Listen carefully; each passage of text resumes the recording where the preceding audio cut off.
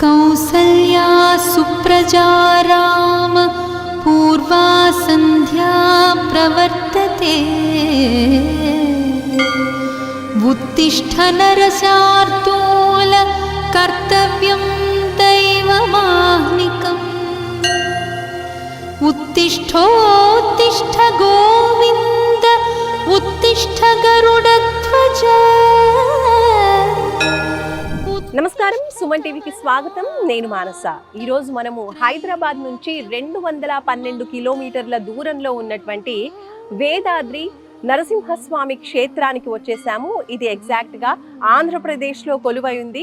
యోగపీఠే సమాసీనం జానూనస్తకరం ధ్వజం శంఖచక్రధరం దేవం యోగానందము పాస్మహే. మరి ఈ ఆలయం యొక్క విశిష్టత గురించి, ఇది అతి పురాతనమైనటువంటి ఆలయం. కృష్ణా నది ఒడ్డున ఉన్నటువంటి ఈ పవిత్రమైన పంచనారసింహ క్షేత్రం యొక్క విశిష్టత గురించి ఈరోజు మనం తెలుసుకునే ప్రయత్నం చేద్దాం. పదండి.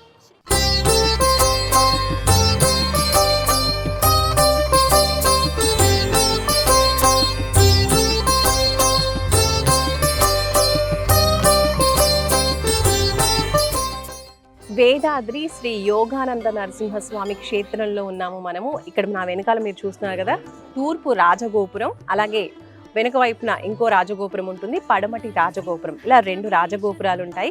ఈ ఆలయం యొక్క ప్రతిష్ట చాలా చాలా గొప్పది. ఇది ఎలా అంటే స్వయంభూ నరసింహస్వామి వెలిసినటువంటి క్షేత్రం అన్నమాట. ఇక్కడ పంచ నరసింహస్వాముల్ని మనం చూడొచ్చు, అందుకనే పంచనారసింహ క్షేత్రం అని కూడా అంటుంటారు. మరి అటువంటి పవిత్రమైనటువంటి ఈ ఆలయంలోకి ప్రవేశిద్దాం, పదండి.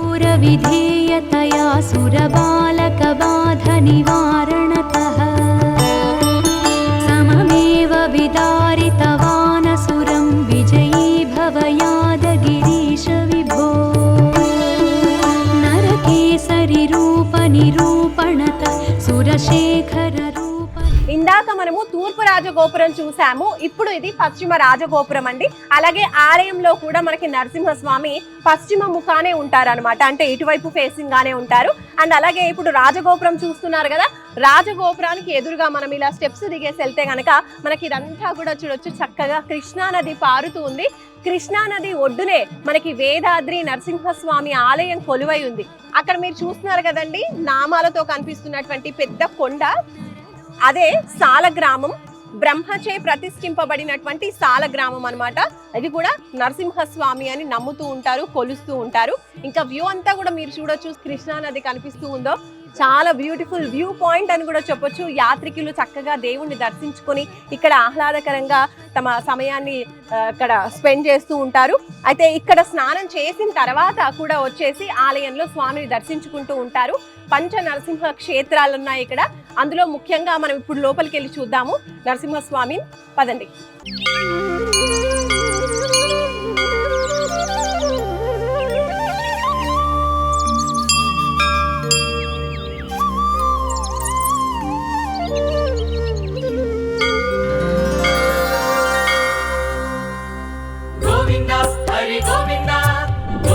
యోగానంద లక్ష్మీ నరసింహస్వామి క్షేత్రం లోపలికైతే వచ్చేసాము. చాలా మంది భక్తులు మనకి ఇక్కడ కనిపిస్తూ ఉన్నారు. ఆహ్లాదకరంగా, చాలా కోలాటంగా కూడా కనిపిస్తూ ఉంది ప్రాంతం అంతా కూడా. ఇక్కడ మనం చూడొచ్చు ఆలయం ధ్వజస్తంభం కూడా కనిపిస్తుంది. లోపలికి వెళ్ళిపోదాము. అండ్ లోపలికి వెళ్ళే కన్నా ముందు ఇక్కడ మనకి స్వామివారికి నిత్యం కూడా ఎన్నో ప్రత్యేకమైన పూజలు, వార్షికోత్సవాలని నిర్వహిస్తూ ఉంటారు, రథోత్సవాలు నిర్వహిస్తూ ఉంటారు. అలా మనకి చూడొచ్చు ఉత్సవమూర్తులని ఈ రథాల పైన ఊరేగించడం అనేది జరుగుతుంది. వీటికి సంబంధించిన రథం ఇవన్నీ కూడా మనం చూడొచ్చు. ఇక ఇప్పుడు మనం ఆలయం లోపలికి వెళ్ళిపోయి స్వామివారిని దర్శించుకుందాం, పదండి.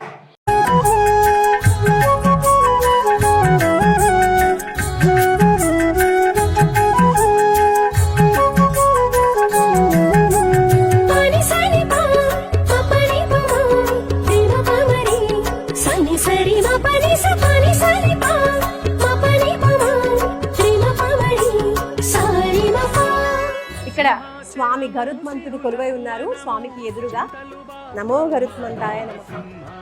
అహోబిలము శాంతికి నిలయం అభయమిచ్చే శ్రీ నరసింహ శరణం. ఇక్కడ మనకి స్వామివారు కొండపైన జ్వాల నరసింహస్వామిగా మొదట కొలువయ్యారు. అయితే ఇక్కడ అంటే కొండపైన ప్రతి ఒక్కరూ దర్శించుకోవడానికి వీలు లేదు, పూర్తి కొండ చివరన స్వామి మనకి కొలువై ఉన్నారు. కాబట్టి జ్వాలసాల గ్రామ వీర యోగానంద లక్ష్మీ నరసింహస్వామిగా మనకి నరసింహస్వామి పంచరూపాల్లో ఈ ఆలయంలో మనకి దర్శనమిస్తున్నారు. అంటే ఈ పంచ నరసింహులకి కూడా నిత్యం ఇక్కడే ఈ ఆలయంలోనే నిత్య అభిషేకాలు, అర్చనలు, అలాగే కైంకర్యాలు, ప్రసాదాల నివేదన కూడా ఇక్కడే జరుగుతుంది. మనం ఒకసారి దర్శించుకుందాం. రాక్షసులను చంపే వేళ అగ్ని నీవే ఉగ్ర నరసింహ, చల్లని చూపుల దీవెనలిచ్చే శాంతమూర్తివి యోగ నరసింహ. భయము బాధలు పీడలు బాపగ సాటి ఎవ్వరు శ్రీ నరసింహ. ఏడు లోకములేలే స్వామి ఎదురులేని మా నరసింహ.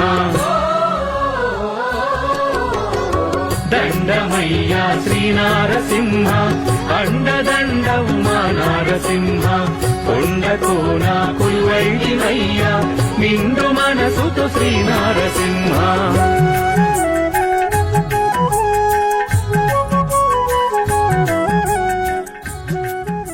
శ్రీ యోగానంద లక్ష్మీ నరసింహస్వామి వారి ఆలయం యొక్క విశిష్టత గురించి తెలియజేయడానికి మనతో పాటు ప్రధాన అర్చకులు శ్రీధరాచార్య గారు ఉన్నారు. వారితో మాట్లాడతారు. నమస్కారం అండి గురుగారు. ముఖ్యంగా ఇక్కడ ఈ ఆలయం యొక్క విశిష్టత గురించి, స్థల పురాణం గురించి మాకు తెలియజేయండి. ఇది పంచనారసింహ క్షేత్రం. వేదాద్రి, వేదాలే పర్వత రూపంలో ఉంటే స్వామివారు జ్వాలా రూపంలో స్వయంభూగా వెలిశారు కాబట్టి వేదాద్రి అని పేరు వచ్చింది. పూర్వం పురాణ కాలం చూసుకున్నట్టయితే సోమకాసురుడు అనేటువంటి రాక్షసుడు వేదాలని తస్కరించి దొంగిలించినప్పుడు ఈ బ్రహ్మ మొదలైనటువంటి దేవతలందరూ కూడా ఈ యొక్క సృష్టి కొనసాగాలంటే వేదాలు ఎంతైనా అవసరం కాబట్టి ఆ వేదాలని రక్షించమని ఆ మహావిష్ణువు కోరిన వెంటనే ఆయన మత్స్యావతారం దాల్చి ఆ సముద్ర గర్భంలోకి వెళ్ళి ఆ వేదాలని రక్షిస్తాడు. ఆ వేదాలను రక్షించేటప్పుడు ఆ వేదాలన్నీ కూడా తన శిరస్సును దాల్చి పైకి రావటం పురాణంలో జరిగినటువంటి విషయం.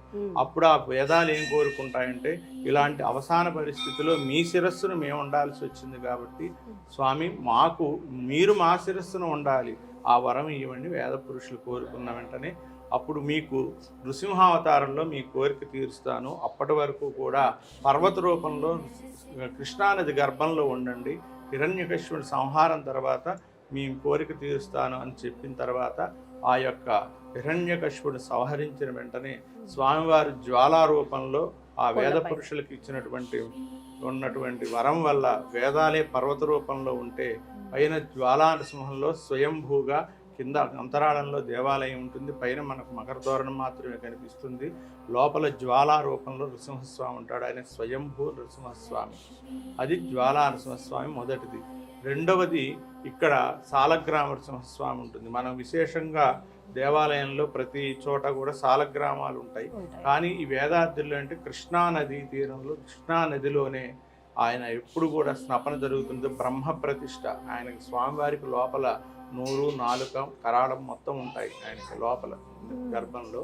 ఇది బ్రహ్మ ప్రతిష్ఠ. ఆ స్వామివారిని సేవించి బ్రహ్మ ఇక్కడ సాలగ్రామ నరసింహస్వామిని ప్రతిష్ఠ చేశాడు. ఇది బ్రహ్మ ప్రతిష్ఠ. రెండవది సాలగ్రామ నరసింహస్వామి. మూడవది ఇక్కడి నుంచి 3 కిలోమీటర్ల దూరంలో గరుడాచలం ఉంది. స్వామి బిలంలో ఉంటాడు. గరత్మంతుడు ఈ యొక్క నృసింహస్వామి హిరణ్యకశిపుని చీల్చిన తర్వాత ఆయన వెతుక్కుంటూ తన వాహనమైనటువంటి గరత్మంతుడు ఈ స్వామివారి దగ్గరికి వచ్చి ప్రార్థన చేస్తాడట. అప్పుడు ఆయనకి గరత్మంతుడికి వీర నృసింహస్వామి రూపంలో ఆయనకు దర్శనమిస్తాడు. ఇక్కడ గరుడాచలం 3 కిలోమీటర్ల దూరంలో నాలుక నోరు లాగా స్వామి రేఖాచిత్రంగా స్వయంభూగా బిలంలో వెలిశాడు. ఆయన వీర నరసింహస్వామి. ప్రధానమైనటువంటి మీరు చూస్తున్నటువంటి ప్రధాన దేవాలయం యోగానంద నరసింహస్వామి. ఈయన ఋష్యశృంగ మహాముని ప్రతిష్ఠది. ఆ ఋష్యశృంగుడు పుత్రకామేష్టి యోగం కంటే ముందు త్రేతాయుగంలో ఇక్కడ స్వామివారి కృష్ణానది పడమర ముఖంలో కూర్చొని ఆయన కొన్ని 100 సంవత్సరాలు తపస్సు చేశాట. ఇక్కడ ఋష్యశృంగ మహాముని చేసి ఆయన పుత్రకామేష్టి వెళ్తూ ఏ విధంగా అయితే ఆయన యోగ పట్టణంలో కూర్చొని ఈ కృష్ణానది తీరాన తపస్సు చేసుకున్నాడో అదే స్థలంలో అదే రూపంలో యోగానంద నరసింహస్వామిని ప్రతిష్ఠ చేశాడు. అలాగే కీటానికి మరి కళ్యాణం చేసుకోవడానికి ఉండాలని ఉత్తమైనటువంటి మహర్షులు, మానవులు ఆ యొక్క లక్ష్మీ నరసింహస్వామిని కూడా ప్రతిష్ఠ చేశారు. అందుకనే ఇక్కడ యోగానంద నరసింహస్వామి, లక్ష్మీ నరసింహస్వామి ఇద్దరు ఉంటారు. ఇక్కడ ప్రతి స్వామికి కూడా ఇక్కడే ఆరాధన జరుగుతుంది. ఇది ప్రధాన దేవాలయం. ఇది పంచనారసింహ క్షేత్రం. ఈ పంచనారసింహ క్షేత్రాలంటే పంచభూతాలకు ప్రతీక. మీరు చూసుకున్నట్టయితే జ్వాలానరసింహ స్వామి అగ్నికి ప్రతీక, రెండవది శాలగ్రామ స్వామి ఆయన నీటిలో ఉంటాడు కాబట్టి నీటికి ప్రతీక. అలాగే గరుడాచలంలో వీరనరసింహస్వామి ఉంటాడు, ఆయన భూమిలో ఉంటాడు కాబట్టి భూమికి ప్రతీక. పోతే యోగానంద నరసింహస్వామి ఈయన విశ్వాస వాయువు చేస్తుంటాడు కానీ వాయువుకు ప్రతిష్ట.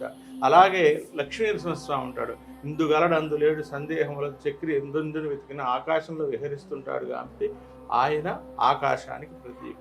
ఈ విధంగా పంచభూతాలకి పంచనారసింహ క్షేత్రం ప్రతీకలు. ఇక్కడ ప్రతి వైశాఖ చతుర్దశి నాడు కూడా బ్రహ్మోత్సవాలు జరుగుతాయి. ఇక్కడ అన్నమయ్య గారు వచ్చినట్టు ఆయన కూడా కీర్తనలు ఉన్నాయి. కాశీఖండంలో శ్రీనాథుడు ప్రత్యేకంగా ఈ స్వామి గారి గురించి ఆయన శ్లోకాలు రాశాడు. ఈ విధంగా నారాయణ తీర్థుల వారు ఇక్కడే ఆయనకి కులదైవం, ఆయనకి ఇక్కడ ఆయన కీర్తనలు ఉంటాయి. ఇది చాలా పురాతనమైన క్షేత్రం.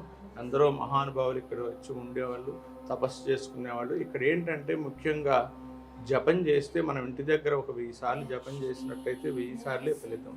అదే కనుక ఒక 1000 సార్లు మనం జపం చేసేటప్పుడు ఒక కొండ ఉన్నట్టయితే ఇంకొక 10,000 రెట్లు ఎక్కువ. ఆ కొండ మీద కనుక విష్ణాలయం ఉన్నట్టయితే ఇంకా 10,000 రెట్లు ఎక్కువ.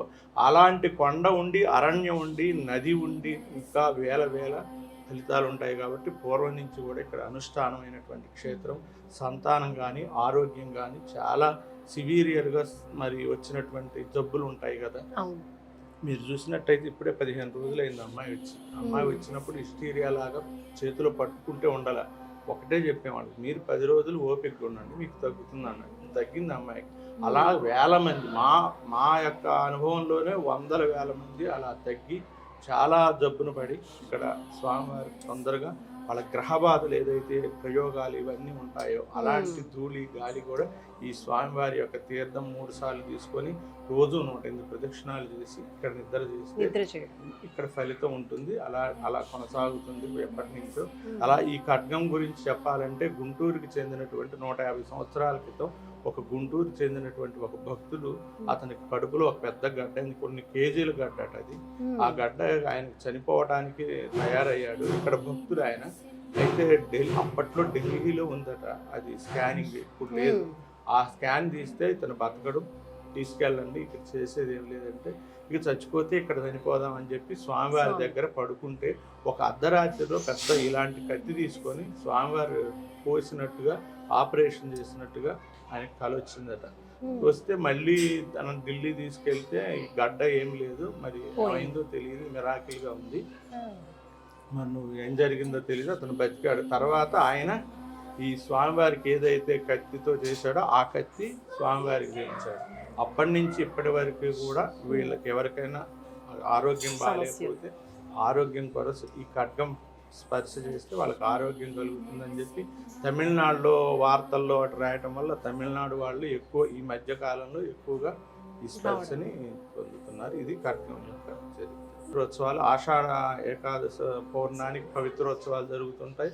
ప్రతిరోజు కూడా త్రికాల అర్చన జరుగుతుంది, నిత్య హోమం జరుగుతుంది, గరుడ సేవలు ఉంటాయి. ఇక్కడ ప్రతి శుక్ర శని ఆదివారాలు కూడా గరుడ సేవలు ఉంటాయి. ఇక్కడ విశేషంగా భక్తులు గుంటూరు జిల్లా అనే రాష్ట్రాల నుంచి ఇక్కడ భక్తులు వస్తుంటారు. అర్చకులు గారు, ఇక్కడ ప్రధానంగా జరిగేటువంటి నిత్య పూజా కైంకర్యాల గురించి వివరించండి. ఇక్కడ ఉదయంనే స్వామివారికి త్రికాలార్చన ఉంటుంది, 3 పూటల అర్చన ఉంటుంది స్వామి గారికి. అలాగే స్వామివారికి నిత్య హోమం ఉంటుంది. అలాగే 11 గంటలకి ప్రతిరోజు కూడా తులసి సహస్రనామార్చన ఉంటుంది. అలాగే మళ్ళీ సాయంత్రం రాత్రి అమ్మవారికి కుంకుమ సహస్రనామార్చన ఉంటుంది. ఈ విధంగా త్రికాలార్చన, నిత్యహోమం, సహస్రనామార్చనలు, నక్షత్రహారతి మొదలైనటువంటి ఉంటాయి. విశేష పూజలు జరుగుతుంటాయి. ఈ ఆలయం ఎంతో పురాతనమైన ఆలయం అంటున్నారు. అసలు ఎప్పుడు ఈ ఆలయాన్ని ప్రతిష్ఠించారు? ఇది కాశీఖండంలో దీని చరిత్ర ఉంది. బ్రహ్మాండ పురాణంలో కూడా ఈ వేదాద్రి యొక్క క్షేత్ర మహత్యం చెప్పింది. కాశీఖండంలో శ్రీనాథుడు ప్రత్యేకంగా ఈయన రచించాడు దీంట్లో.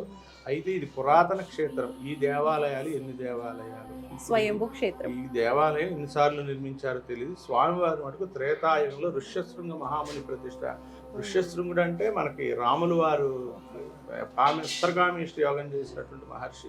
అంటే రామావతారానికి ముందే ఈయన ప్రతిష్ఠ జరిగినట్టు ఉన్నది కదా. చాలా పురాతనమైన క్షేత్రం. అయితే దేవాలయాలు రెడ్డి రాజుల టైంలో కూడా కట్టించారు. తర్వాత ఈ యొక్క తుష్కరుల యొక్క దాడులు కూడా జరిగినాయి. ఆ శాసనాలన్నీ ఉన్నాయి తుష్కరుల దాడి జరిగినట్టుగా. అప్పుడు ఒక దేవాలయం స్వామిని నిర్మించి ఆ దేవాలయం స్వామిని మూసి అసలు స్వామిని వేరే స్వామిని కొట్టేస్తే మళ్ళీ తీసి, ఈ విధంగా పురాతన పెద్దలు చెబుతూ ఉంటారు. ఇది చాలా పురాతన విషయం, దీనికి సంవత్సరాలు ఏం లేదు. రైట్, ధన్యవాదాలు స్వామి. చూశారు కదండి, ఈ యోగానంద లక్ష్మీ నరసింహస్వామి వారి ఆలయం యొక్క విశిష్టత గురించి, పురాణాల్లో ఏముంది, అసలు ఆలయాన్ని ఎవరు ప్రతిష్ఠించారు, ఆలయం గురించి చాలా క్లియర్గా మనకి శ్రీధరాచార్య గురువు గారు తెలియజేశారు. అంటే ప్రధాన అర్చకులు ఈ ఆలయంలో నిత్యం కూడా స్వామివారికి నిత్య కైంకర్యాలు చేస్తూ ఉంటారు. కాబట్టి ఆ విశేషాలన్నీ కూడా మనకు తెలియజేశారు. ఇక్కడ మనం చూస్తున్నాము శ్రీ యోగానంద లక్ష్మీ నరసింహస్వామి యొక్క సన్నిధి బయట మనం నిల్చున్నాము.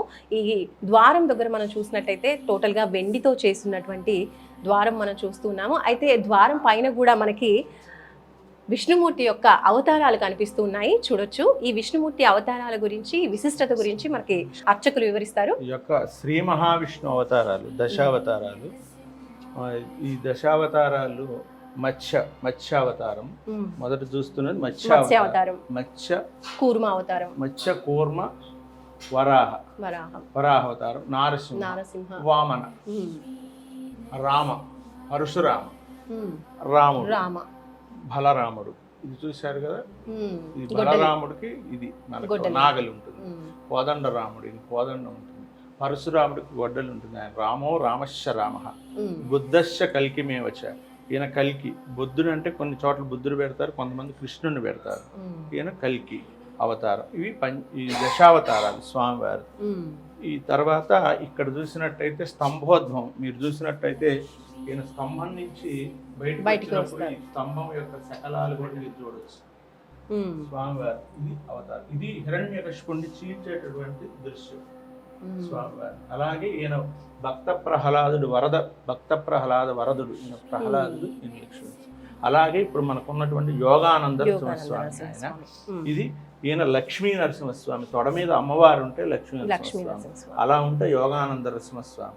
ఇది విశేషంగా ఏంటంటే కింద ఆదిశంకరాచార్యులు గారు కరావలంబ స్తోత్రం చేస్తారు.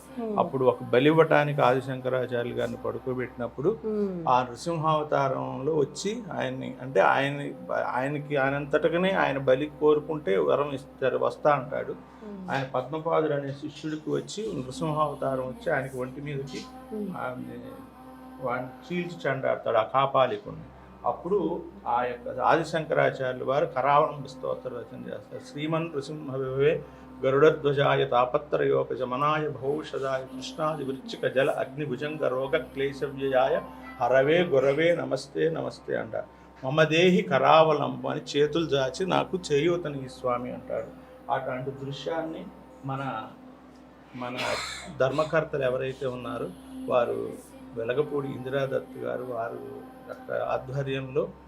యొక్క ఆధ్వర్యంలో ఇవన్నీ చేయించడం జరిగింది. ఆ దృశ్యం మటుకు చాలా విశేషమైనటువంటి దృశ్యం. ధన్యవాదాలు. అలాగే అమ్మవార్లకు కూడా చేయించారు, చెంచులక్ష్మి, గజలక్ష్మి.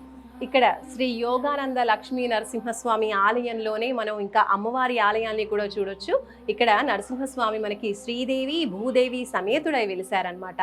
దానికి ప్రతీకగానే ఇక్కడ మనకి చెంచులక్ష్మి అమ్మవారి ఆలయం ఇటువైపున కనిపిస్తుంది. అలాగే అటువైపున శ్రీ రాజ్యలక్ష్మి అమ్మవారి ఆలయం కూడా కనిపిస్తుంది. ఈ ఇద్దరి అమ్మవార్లకి కూడా విశేషంగా పూజాది కైంకర్యాలు ప్రతినిత్యం ఇక్కడ నిర్వహిస్తూ ఉంటారు. సో ఆలయం లోపల మనం చూసాము, ఇంకా బయట కూడా చాలా కోలాహలంగా భక్తులు మనకు కనిపిస్తూ ఉన్నారు. ప్రతి ఆలయానికి కూడా క్షేత్ర పాలకులు అంటూ ఉంటారు. మరి ఈ క్షేత్రానికి సంబంధించి ప్రత్యేకించి శ్రీ విశ్వేశ్వర స్వామి ఆలయం మనకు కనిపిస్తుంది అటువైపున. ఇదే ఆలయం అన్నమాట.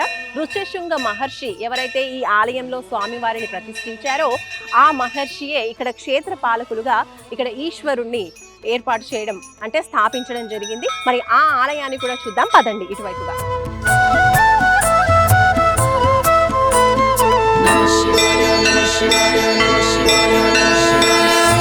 సాంబ శ్రీ విశ్వేశ్వర స్వామి ఆలయంలోనే మనం ఇక్కడ చూడొచ్చు స్వామివారు కొలువై ఉన్నారు. విశ్వేశ్వర స్వామి ఈ ఆలయంలోనే మనం ఇంకా 2 ఉపాలయాల్ని చూడొచ్చు. ముఖ్యంగా మనం ఇక్కడ చూడొచ్చు పార్వతీ సమేతంగా స్వామి కొలువై ఉన్నారు కాబట్టి ఇక్కడ పార్వతీ అమ్మవారికి కూడా ఉపాలయం కనిపిస్తుంది. ఈ అమ్మవారికి ప్రతినిత్యం కూడా కుంకుమార్చనలు ఇంకా అభిషేకాలు నిత్య కైంకర్యాలు కూడా చాలా విశేషంగా నిర్వహిస్తూ ఉంటారు.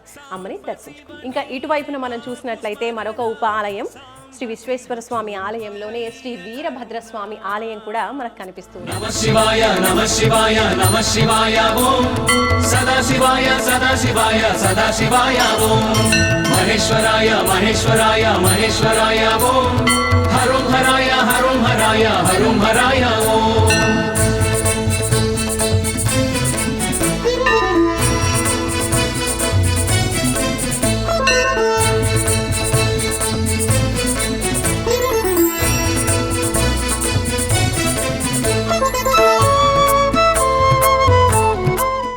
అయితే ఈ ఆలయం యొక్క టైమింగ్ గురించి అలాగే ఇంకా ఆలయం యొక్క విశిష్టత గురించి మనకి ఈవో సురేష్ బాబు గారి మాటల్లో తెలుసుకుందాం.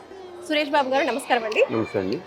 సురేష్ బాబు గారు, ఎంతో పవిత్రమైనటువంటి ఈ ఆలయానికి నిత్యం చాలా మంది భక్తులు వస్తూ ఉంటారు. అటు తెలంగాణ నుంచి ఆంధ్రప్రదేశ్ నుంచి కూడా ఎంతో మంది భక్తులు ఆలయానికి వస్తూ ఉంటారు కాబట్టి ముందుగా ఈ ఆలయం యొక్క టైమింగ్ గురించి మాకు తెలియజేయండి. జై శ్రీ యోగానంద లక్ష్మీ స్వామి. ఈ శ్రీ ఆ యోగానంద లక్ష్మీ స్వామి దేవస్థానం వేదాద్రి గ్రామం జగ్గేపేట మండలం ఎన్టీఆర్ డిస్టిక్లో ఉందండి. ఇది ఈ దేవస్థానం ఉదయం 6:30కి భక్తులకు దర్శనం ఇస్తామండి. 6:30 నుంచి 7:30 వరకు దర్శనం ఇస్తాము. 7:30కి నైవేద్యానికి మళ్ళీ ఆపి 8:30 తీస్తామండి. 8:30 నుంచి 1 గంట వరకు మళ్ళీ భక్తులకి దర్శనం ఇస్తాము. ఇందులోనే మళ్ళీ శక్తి పూజలని కార్యక్రమాలు కూడా జరుగుతాయండి. 1 గంటకి మళ్ళీ స్వామివారికి నైవేద్యం పెట్టి స్వామివారి ఆలయం క్లోజ్ చేస్తడం జరుగుతుంది. అలాగే మళ్ళీ 3 గంటలకు తీస్తారు. 3 గంటల నుంచి రాత్రి 8:30 వరకు కూడా వచ్చే భక్తులందరికీ కూడా ఇబ్బంది లేకుండా వాళ్ళకి క్యూ లైన్ మెయింటెనెన్స్ కానీ ఇవన్నీ చేస్తారు. వాటర్ మెయింటెనెన్స్ ఇవన్నీ కూడా చేస్తాం. వచ్చిన భక్తులందరికీ తీర్థ ప్రసాదాలు అన్నీ కూడా దేవాదాయ ధర్మదాయ శాఖని ఏర్పాటు చేస్తుంది. అలాగే మేము వచ్చేప్పుడు కూడా చూసాము నిత్యాన్నదాన సత్రమే మాకు కనిపించింది. సో ఆ విశిష్టత గురించి తెలియజేయండి. ఈ దేవస్థానంలో నిత్య అన్నదానం ఉందండి. నిత్య అన్నదానం సత్రం కాదు, నిత్య అన్నదానం పథకం ఉందన్నమాట అండి. మనం వచ్చే భక్తులను బట్టి మామూలు రోజుల్లో 100 మంది దాకా ఏర్పాటు చేస్తాము. విశిష్టమైన రోజుల్లో వచ్చే భక్తులందరికీ కూడా ఇబ్బంది లేకుండా అన్నదానం ఉంటుందండి. అలాగే ఈ పర్వదినాల్లో మాకు అన్నదానానికి వచ్చే డోనర్స్ నుంచి కూడా మేము డొనేషన్స్ తీసుకుంటాం. మా ఈ దేవస్థానానికి ముఖ్యంగా ఏంటంటే డొనేషన్ ఇచ్చే వాళ్ళకి ATG కూడా ఉందండి. మాకు ఓకే ATG కూడా ఉంది కాబట్టి వాళ్ళకి ట్యాక్స్ ఎగ్జంప్షన్ అయి ఉంటాయి కాబట్టి కొంతమంది మాకు డొనేషన్స్ ఇచ్చేవాళ్ళు కూడా ఉంటారు. ఈ బ్రహ్మోత్సవాలు ఇలాంటి సందర్భంలో మాకు వంశవాద ధర్మకర్త గారైన వెలపూడి ఇంద్రదత్త మేడం గారు ఉదయం నుంచి సాయంకాలం వరకు వచ్చే వాళ్ళందరికీ భోజనాలు కానీ ఇవన్నీ కూడా వాళ్ళు కూడా ఏర్పాటు చేస్తారు. అలాగే ఈ దేవస్థానానికి వాళ్ళు ఫౌండర్స్ కాబట్టి వంశవాద ధర్మకర్తలు కాబట్టి దీనికి కావాల్సిన ఏర్పాట్లు ఏమైనా ఉంటే వాళ్ళు కూడా మాకు ప్రతిదీ కూడా అందజేస్తడం జరుగుతుంది. ఎన్నింటిలో కూడా మేము దేవాదాయ ధర్మదాయ శాఖ తరఫున మేమంతా కూడా ఒక పద్ధతిలో సక్రమంగా చేస్తూ విశేషం జరుగుతుంది. అలాగే స్వామివారికి విశేషంగా కళ్యాణోత్సవం కూడా ప్రతి సంవత్సరం నిర్వహిస్తూ ఉంటారని ఆచార్యులు వారు తెలియజేశారు. కాబట్టి ఆ నిత్యం జరిగేటువంటి కళ్యాణోత్సవానికి దాదాపు ఎంతమంది భక్తులు వస్తూ ఉంటారు, అప్పుడు ఎటువంటి కార్యక్రమాలు నిర్వహిస్తూ ఉంటారు? కళ్యాణోత్సవాలు మొత్తం ఈ నెల 7వ తారీఖు నుంచి 14వ తారీఖు వరకు జరుగుతున్నాయండి మనకి. అయితే ముఖ్యంగా మనకి 11వ తేదీన కళ్యాణం జరుగుతుంది. స్వామివారికి ఇక్కడే కళ్యాణం చేస్తాము. ఈ కళ్యాణం ఇక్కడ భక్తులందరికీ సరిపోదు కాబట్టి లోపల కూర్చున్న భక్తుల వరకు కళ్యాణం పెడతాం. బయటకు ఉన్న వాళ్ళకి కూడా LEDలు పెట్టి వాళ్ళు కూడా కళ్యాణం చూడడానికి ఏర్పాటు చేస్తాం జరుగుతుందండి. అలాగే వచ్చే సుమారు మేము 15 నుంచి ఒక 20,000 మంది దాకా కళ్యాణానికి వస్తారు. వాళ్ళందరూ కూడా దేవాదాయ ధర్మదాయ శాఖ తరఫున ఏర్పాట్లన్నీ కూడా చేసుకోవడం జరుగుతుంది. థ్యాంక్ యూ సురేష్ బాబు గారు. సో ఆలయం టైమింగ్ గురించి అలాగే నిర్వహణ ఏ విధంగా జరుగుతుంది ఎండోమెంట్ తరఫున చాలా చక్కగా నిర్వహణ చేస్తూ ఉన్నారు. ధన్యవాదాలు.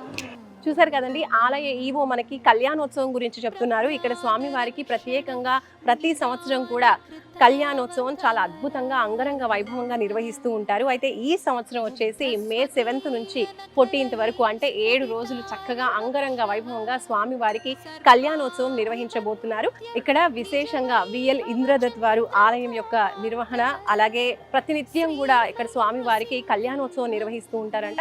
ప్రత్యేకించి కళ్యాణానికి వచ్చే భక్తులందరూ అందరికీ కూడా విశేషంగా ఆ రోజున అన్నదానం కూడా ఎంతో చక్కగా నిర్వహిస్తూ ఉంటారు.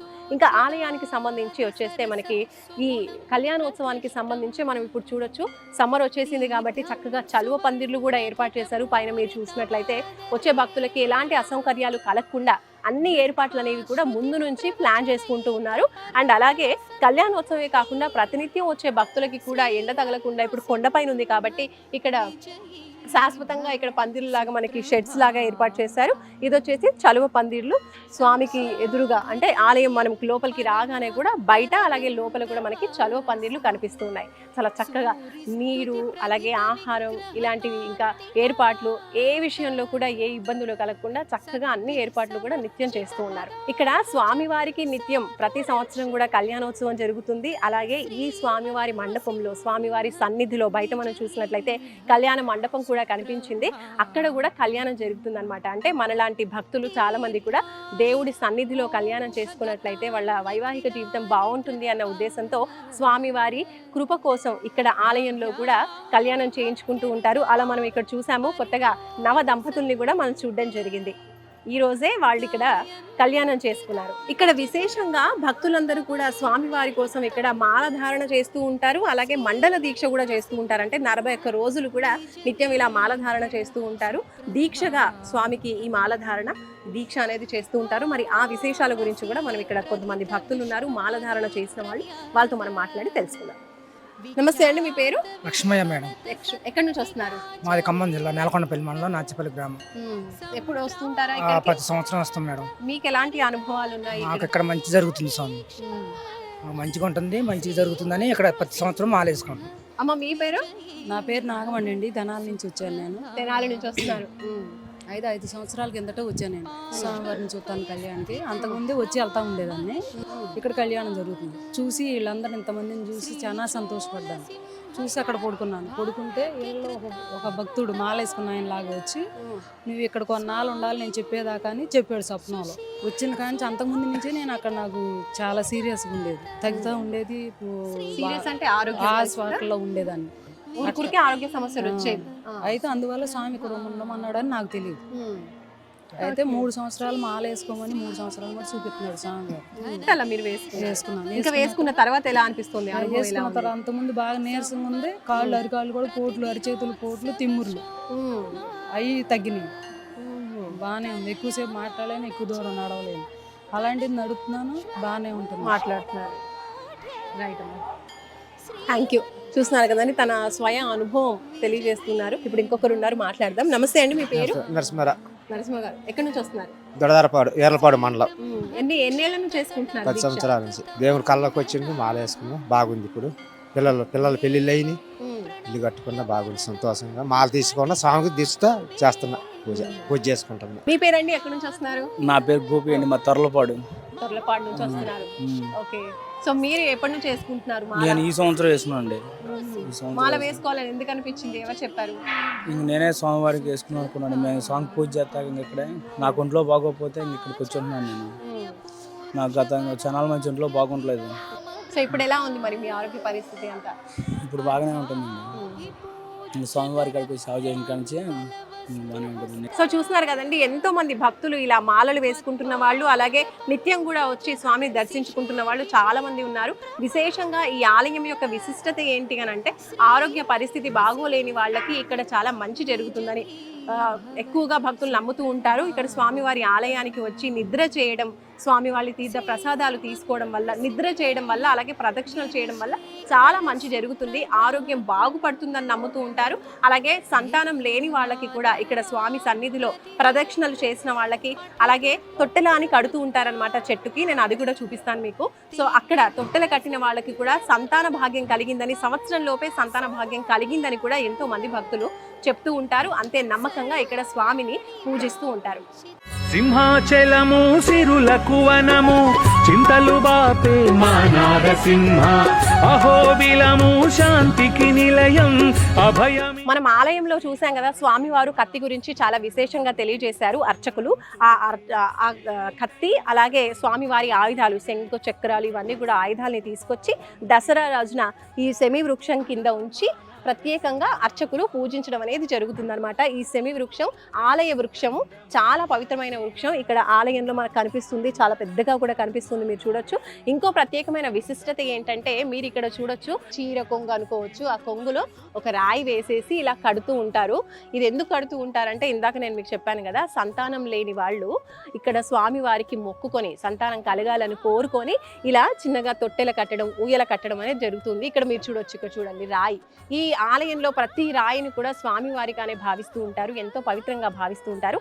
ఆలయంలోని రాయిని తీసుకొని ఇక్కడ వాళ్ళ కొంగు చివరన ఇలా అంటే చాకుతో కానీ కత్తెరతో కానీ కాకుండా చేతితో మాత్రమే ఇలా చించేసి కొంగుని మాత్రం మహిళలు ఇలా చించేసి కొంగులో రాయిని తీసుకొని కట్టి ఇలా చెట్టుకి కడుతూ ఉంటారనమాట. ఇలా చేసి పూజించడం వల్ల వాళ్ళకి సంవత్సరంలోనే వాళ్ళు కోరుకున్న విధంగా సంతాన భాగ్యం కూడా కలుగుతుందని చాలా మంది నమ్ముతూ ఉంటారు. ఆ నమ్మకం కూడా నిజమైందని తెలియజేస్తుంది. ఎవరు శ్రీ నరసింహ ఏడు లోకములేలే స్వామి ఎదురులేని ఇక్కడ ప్రత్యేకించి ఒకటి జరుగుతుందండి, మీరు చూడండి. ఈ రాళ్ళని బలిహార యంత్రపు రాళ్ళు అంటుంటారంట. ఆలయంలో వెనక వైపున ఉంది, మీరు చూడొచ్చు. ఇక్కడ ఈవిడ మొక్కుకొని కోరిక ఏదైనా మొక్కుకొని అలా వేళ్ళు ఇలా పెడుతున్నారు. పెట్టినప్పుడు ఇలా జరుగుతుంది, చూసారా? అలా జరిగింది అని అంటే గనక వాళ్ళ కోరిక నెరవేరుతుంది అని అర్థం అంట. కాబట్టి నమ్మి భక్తులందరూ కూడా ఇది తమ కోరిన కోరిక నెరవేరుతుందా లేదా, తమ మనసులో ఉన్న కోరిక నెరవేరుతుందా లేదా అనేది ఇలా ఈ బలిహార యంత్రపు రాళ్ల దగ్గర పరీక్షించుకుంటూ ఉంటారనమాట. చూడొచ్చు తన చేతులు ఎట్లా మూవ్ అవుతున్నాయో క్లియర్గా కనిపిస్తూ ఉంది. అటువైపు అలా వెళ్ళి మళ్ళీ ఇలా వస్తూ ఉంటాయంట చేతులు. సో ఇది వాళ్ళ యొక్క భక్తుల యొక్క నమ్మకం అనమాట. మనకు కూడా కనిపిస్తుంది చూడండి క్లియర్గా. అలాగే అంటే అన్నం తిన్న తర్వాత కనుక చేస్తే కనుక అంటే ఫలితం అనేది కనిపించదు. ఆహారం తినకుండా చేస్తేనే కరెక్ట్గా ఫలితం తెలుస్తుంది అని కూడా ఇక్కడ కొంతమంది భక్తులు తెలియజేస్తున్నారు. ఇందాక అమ్మాయి మొక్కుకుంది కదా, మనం కూడా ఒకసారి స్వామిని మొక్కుకుందాం. ఇక్కడి వరకు వచ్చాం కాబట్టి మన కోరిక కూడా తీరుతుందా లేదా చూద్దాము. లక్ష్మీ నరసింహ వందనాలు శ్రీ నరసింహ. ప్రత్యేకించి ఇది పంచ నరసింహస్వామి క్షేత్రం, అంటే పంచరూపాల్లో నరసింహస్వామి మనకు కనిపిస్తూ ఉన్నారు, అక్కడ మనం చూసాము. అలాగే ఇంకా నవనారసింహ క్షేత్రాలు ఏవైతే ఉన్నాయో అహోబిలం ఇవన్నీ కూడా నవనారసింహ క్షేత్రాలలో కూడా ఒకటి ఈ క్షేత్రం అని చెప్పుకోవచ్చు. మరి ఇటువంటి పవిత్రమైన క్షేత్రంలో మనకి గోవులు దర్శనమిస్తూ ఉంటాయి కదా, ఆలయాలలో ప్రత్యేకించి గోవులను కూడా పూజిస్తూ ఉంటాము. గోమాతగా పూజిస్తున్నటువంటి మనకి సంప్రదాయం ఉంది. మరి ఇక్కడ మన వెనకాల మీరు చూడొచ్చు, గోశాల ఏర్పాటు చేశారు. ఇక్కడ ఏంటంటే గోవులని పూజిస్తూ ఉంటారు. ప్రత్యేకించి గోవుల నుంచి వచ్చినటువంటి పాలతో స్వామివారికి అభిషేకం ఇంకా ప్రసాదాలు ఇవన్నీ కూడా చేస్తూ ఉంటారనమాట. అందుకని ఇక్కడ ఇంకా అలాగే మనం ఇటువైపు చూసినట్లయితే కనుక కొండ, మనకి నరసింహస్వామి ఎప్పుడైనా కూడా కొండల్లో, కొండల మధ్యన, కొండ పైన మనకి స్వయంభుగా వెలుస్తూ ఉంటారనేది మనం చూస్తూ ఉన్నాము ఆలయాలలో. అలాగే ఇక్కడ కూడా అంతే అనమాట. పైన మనకి ఉగ్ర నారసింహుడుగా వెలిసారంట స్వయంభుగా. అది ఎక్కడ ఆ కొండ పైన అనమాట. సో మానవులు ఆ కాలంలో అక్కడికి స్వయంగా వెళ్ళి స్వామిని దర్శించుకునే అవకాశం కొంచెం కష్టంగా ఉండేది. కాబట్టి ఆ స్వామిని ప్రసన్నం చేసుకుని మళ్ళీ ఇక్కడ మనకి పంచ నరసింహులుగా ఇక్కడ స్థాపించడం, స్వామివారిని ప్రతిష్ఠించడం, పూజించడం అనేది జరుగుతుంది. సో అలా ఋష్యశృంగ మహర్షి అక్కడ స్వామివారిని జ్వాలా నరసింహుడుగా ఉన్నటువంటి స్వామివారిని ప్రసన్నం చేసుకుని ఇక్కడ మళ్ళీ ప్రతిష్ఠించడం జరిగిందనమాట. ఇంకా మనం ఇక్కడ చూసినట్లయితే ఆ కాలంలో కొండ చాలా అంటే చిన్నగా స్పేస్ కొంచెమే ఉండేసి జస్ట్ ఆలయంలోకి ఇట్లా ఉంగి పూజారి వెళ్ళి పూజాది కార్యక్రమాలు చేయడం అనేది జరిగేదంట. దాని తర్వాత కొంచెం డెవలప్మెంట్లో భాగంగా ఎండోమెంట్లో చేరిన తర్వాత అలాగే భక్తుల కోసం సౌకర్యార్థం కూడా కొండని చెక్కడం అనేది జరిగింది. మీరు ఇక్కడ చూడొచ్చు, ఇక్కడ కొండ అంతా కనిపిస్తూ ఉంటుంది. సో ఈ కొండ అంతా కూడా కొంచెం స్పేస్ని క్రియేట్ చేయడం కోసం కొండని చెక్కడం జరిగింది. దాని తర్వాత డెవలప్మెంట్లో భాగంగా కొంచెం విస్తరించారనమాట ఆలయాన్ని. ఎంతో పవిత్రమైనటువంటి ఆలయం ఇది. సో ఆ పైన మనము స్టెప్స్ ద్వారా కూడా పైకి చేరుకొని జ్వాలా నరసింహస్వామిని అక్కడ చూడొచ్చు. సో ఒకసారి చూద్దాం. వేదాద్రి నరసింహస్వామి ఆలయంలో మనము జ్వాలా నరసింహస్వామి ముఖ్యంగా మొదటగా వెలిశారు అని మనం మాట్లాడుకున్నాము. అండ్ స్టెప్స్ ద్వారా పైకి వెళ్ళొచ్చు అని అక్కడ చూపించాను కదా. సో ఇప్పుడు ఆ స్టెప్స్ ఎక్కేసి నేనైతే పైకి వచ్చేసాను, మీరు చూడొచ్చు అనమాట. మెట్ల ద్వారం కూడా రావచ్చు, అంటే మెట్లకి కూడా రావచ్చు. లేదు మెట్ల ద్వారం ద్వారా రాలేని వాళ్ళు కార్ త్రూ కూడా రావచ్చు. అక్కడ వైపు మీరు చూస్తున్నారు కదా రూట్. సో అటు నుంచి అంటే బైక్ ఆర్ కార్ త్రూ కూడా పైకి వచ్చే పంచ నరసింహస్వామిని దర్శించుకున్న తర్వాత అయినా సరే కంపల్సరీ ఈ జ్వాలా నరసింహస్వామిని దర్శించుకోకుండా అయితే ఎవరూ వెళ్ళరనమాట. ఎందుకంటే మెయిన్గా మొదటగా వెలిసింది మాత్రం ఈ జ్వాలా నరసింహస్వామి. కాబట్టి అక్కడికి వెళ్ళేసి మనం స్వామిని దర్శించుకుందాం పదండి. సో స్టెప్స్ త్రూ మనం పైకి వచ్చేసామన్నమాట. ఇక్కడ చూడొచ్చు ఇంకా మొదటగా జ్వాలా రూపంలో వెలిసినటువంటి జ్వాలా నరసింహస్వామి ఇక్కడే కొలువై ఉన్నారు. ఇక్కడ మనకి నరసింహస్వామి మనకి జ్వాలా తోరణం రూపంలో కనిపిస్తూ ఉన్నారు, చూడొచ్చు మనకు. అయితే అంతరాలంలో స్వామి జ్వాలా రూపంలో ఉంటారని చెప్పి భక్తులు విశ్వసిస్తూ ఉంటారు. అప్పట్లో ఎవరైతే పూర్వంలో అర్చించినటువంటి అర్చకులు ఉన్నారో వాళ్ళు చెప్పేటువంటి మాట అనమాట, అంతరాలంలో స్వామి ఉంటారని చెప్పేసి. అండ్ అలాగే ఎవరైనా సరే ఇప్పుడు ఈ వేదాద్రి ఆలయానికి వచ్చారంటే తప్పకుండా ఈ ఆలయానికి రావడం అనేది, ఇక్కడ స్వామివారిని దర్శించుకోవడం అనేది జరుగుతూ ఉంటుంది. సో మనం కూడా స్వామిని దర్శించుకుందాం. ఇక్కడ ఈ ఆలయానికి క్షేత్ర పాలకులుగా దక్షిణామూర్తి ఉన్నారని చెప్తూ ఉంటారు. సో ఆ స్వామి శివరూపంలో ఇక్కడ మనకి లింగం రూపంలో కనిపిస్తున్నారు. సో దక్షిణామూర్తి ఈ ఆలయానికి క్షేత్ర పాలకులు. సో స్వామిని కూడా దండం పెట్టుకుందాం. ఇక్కడ జ్వాలా నరసింహస్వామిని దర్శించుకోవడానికి భక్తులే కాదండి, సప్త ఋషులు కూడా వస్తూ ఉంటారని నమ్ముతూ ఉంటారు. అయితే మనుషులు వచ్చినటువంటి దారిలో కాకుండా ఋషులు ఇక్కడ రహస్య గుహ ఉందని చెప్పి నమ్ముతూ ఉంటారు. ఆ గుహ నుంచి మనకి సప్త ఋషులు రావటం, స్వామివారిని అర్చించడం, అలాగే ఈ నరసింహస్వామి క్షేత్రాన్నే కాకుండా ఇంకా మనకి కనిపిస్తూ ఉంటాయి కదా నవనారసింహ క్షేత్రాలు, ఆ అన్ని నవనారసింహ క్షేత్రాలని కూడా ఈ సప్త ఋషులు దర్శించుకోవడం జరుగుతుంది అని కూడా భక్తులు విశ్వసిస్తూ ఉంటారు. అలాగే అర్చకులు కూడా చెప్తున్నటువంటి మాట.